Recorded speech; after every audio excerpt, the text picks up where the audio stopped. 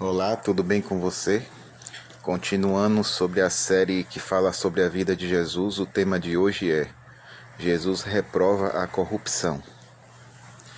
No dia seguinte, Jesus entrou no templo. 3 anos antes, ele havia encontrado homens vendendo e comprando no átrio externo e os havia repreendido e expulsado. Agora, ao retornar, encontrou o mesmo comércio ali. O átrio estava cheio de bois, ovelhas e aves, que eram vendidos aos que desejavam oferecer sacrifícios por seus pecados. Os que se ocupavam desse comércio praticavam extorsão e roubo de toda espécie, e tal era a balbúrdia e o alvoroço do lado de fora, que os adoradores eram seriamente perturbados. Cristo parou na escadaria e varreu o átrio com seu olhar penetrante. Todos os olhares se voltaram para ele. O vozerio das pessoas e o mugido dos animais cessaram. Todos olhavam para o Filho de Deus, atônitos e temerosos. Naquele instante, a divindade irrompeu através da humanidade e deu a Jesus um poder e glória que jamais se manifestara nele antes. O silêncio tornou-se quase insuportável. Finalmente ele disse em voz clara e com tal poder que sacudiu as pessoas como uma violenta tempestade: Está escrito: a minha casa será casa de oração, mas vós a transformastes em covil de salteadores. Lucas 19, verso 46.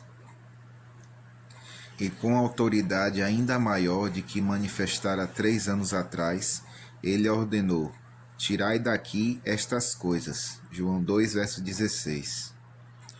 Em outra ocasião, os sacerdotes e os líderes do templo haviam fugido diante de sua voz, cheia de autoridade.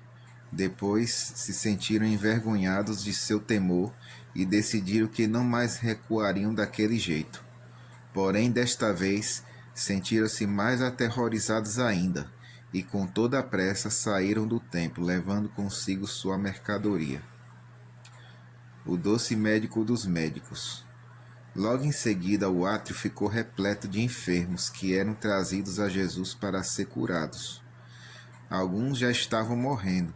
Essas pessoas aflitas viviam em amargura e enorme necessidade.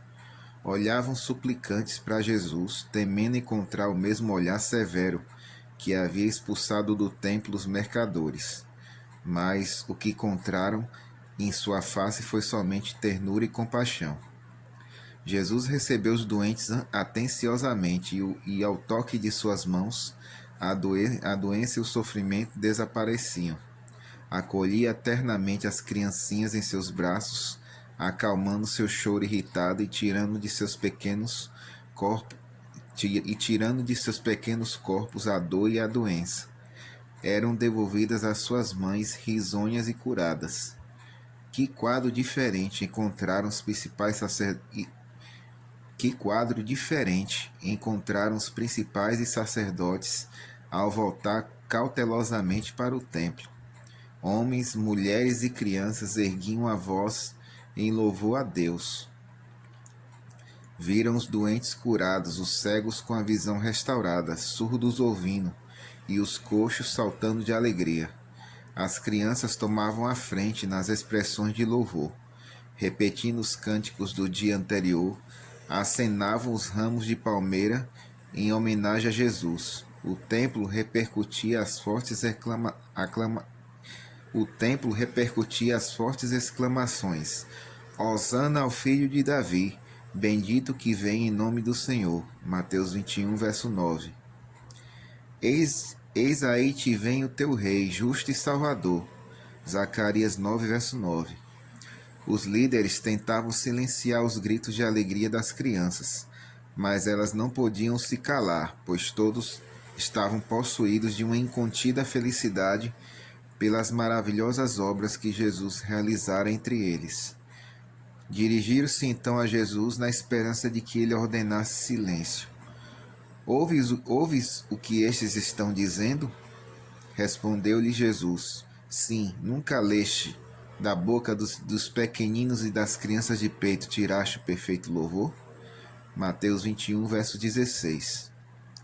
Os orgulhosos líderes do povo recusaram o abençoado privilégio de anunciar o nascimento de Cristo e de promover sua obra na terra. Mas o seu louvor devia ser proclamado e Deus escolheu as crianças para fazê-lo. Se a voz dos pequeninos tivesse silenciado, as próprias colunas do templo clamariam. Essa é a nossa reflexão de hoje. Que Deus abençoe a cada um de vocês.